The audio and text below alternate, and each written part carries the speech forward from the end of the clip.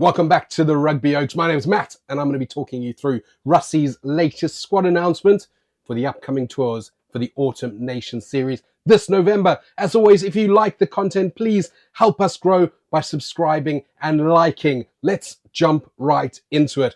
Rassie has named a really strong squad ahead of the tour in the autumns. He's already said publicly that he needs his team to go 3 from 3, or at least really would like them to do that, as would all of our South African fans.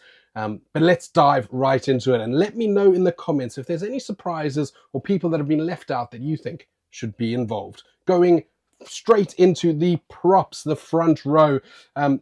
Thomas du Toit from Bath obviously had a great season last season with the Premiership. He's also had a really strong outing with the Springboks in the Rugby Championships. Vincent Koch, always there and thereabouts. He's coming towards the twilight of his career. Might be the last tour he goes on, but obviously just a very strong and solid selection there. Frans Malherbe, DHL Stormers, has not played for the Stormers yet this season, but obviously has been rested since the Rugby Championship. I've got no doubt he comes on and shows his world-class ability. Oxen Chair, the best prop in the world at the moment from the Sharks. He's had a couple of outings with the Sharks so far, and he's going to look to dominate, particularly the English scrum, who will be looking for revenge from that semi-final where he absolutely decimated them.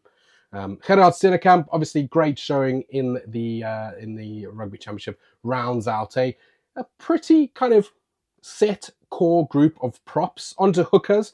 We're taking two hookers there. We've got Malcolm Marx and Bongi Umbanambi, as well as utility forward Jan Hendrik Wessels. Sorry, I did have to stop there for a second because I didn't see Jan Hendrik in the hooker side. Obviously, he plays prop as well as played prop for the Springboks and has played at Springbok, so he is the third choice hooker there. No real big surprises. Hopefully, Malcolm kind of can get back into that world-class form that he's so remembered for going into the 2023 World Cup.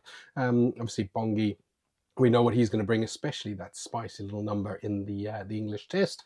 And it'll be exciting to see whether Jan-Henrik Wessels gets his opportunity. So loose forwards, Pieter-Steph du Toit, best loose forward in the world at the moment, playing fantastic rugby. Siya Kolisi, captaining, of course, from the Sharks. Ulrich Lowe continued his form back at the Bulls, playing very nicely. Kwagga Smith, we know what he's going to do. He's going to come on in the last 20 minutes and dominate possession, dominate the ruck, dominate runs. It's going to be awesome.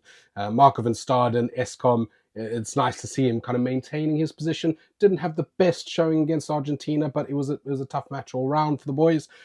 Excited to see him bounce back. And Jasper Visser, the other choice at 8. So it looks like it's going to be Jasper, Ulrich and Kwagga vying for that starting 8 position.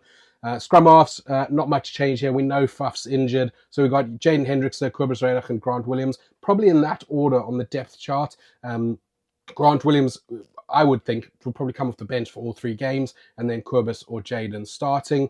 Fly halves, Mani Lebok from the Stormers. He's been rested the last couple of months, got married, all the rest of things. Also, last couple of weeks, since the Rugby Championship. We know what he can do when the pressure from kicking is taken away from him. And Andre Pollard from Leicester Tigers. He's come back to the Premiership. He's had a couple of wins under his belt. And I would assume he'd probably start for the Boks. At centre, no real surprises either. We've got the 4 best centres in the world. Yep, I said it. But before I let the cat out of the bag who that is, don't forget to subscribe. Don't forget to like and drop a comment where I got it wrong.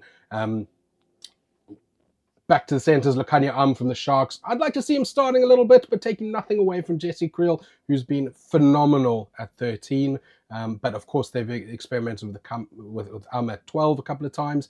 Damien De Linda, what's more to say? And Andre Esterhazen, just he's so close to just grabbing that box shirt, but he's never had that kind of proper bite of the cherry that we've all wanted. And hopefully, in conditions he's very used to, he'll get another go. Outside backs, again, not a huge amount of surprises. Kurtley Arendse from the Bulls, Apalele Fassi, the weekend special, absolute legend. Cannot wait to see him on the tour as a choice of fullback. He can also play wing, as we know. Cheslin Colby coming in from Japan. Willie LaRue from the Bulls. He's had a couple of A couple of great performances, a man of the match performance the other day as well. Makazole Mapimpi from the Sharks, again, twilight of his career, possibly the last tour or last couple of tours he'll be on, but keeps playing well. I mean, he played against Argentina, he was colossal, even in that loss. Keenan Moody, love to see him back in the mix from the Bulls. And of course, Damian Willemse, who's been outstanding for the Stormers. Certainly last week, he's played absolute phenomenal game against Munster, instrumental in winning, and of course, got all of his kicks. So if that's someone to take the pressure off Marnie's kicking when Andre's not on the field, that is very handy to have. Let me know who you think Rassie has left out, who's been unlucky to not get the call up, and who maybe is on their last legs for the Springboks. Drop it in the comment, let me know, and we'll chat to you next time.